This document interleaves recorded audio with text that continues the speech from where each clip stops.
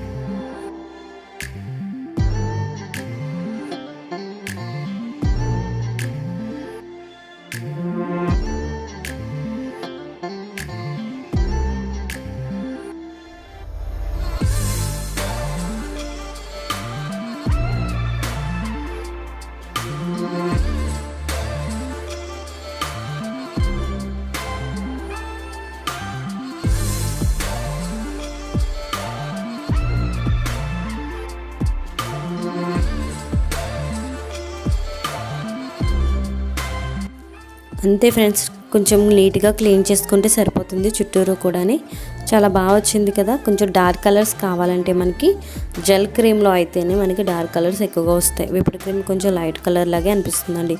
So friends, మీకు ఈ video నచ్చితే లైక్ చేసి, షేర్ చేసి, కామెంట్ చేయండి. Thank you for watching. Bye friends.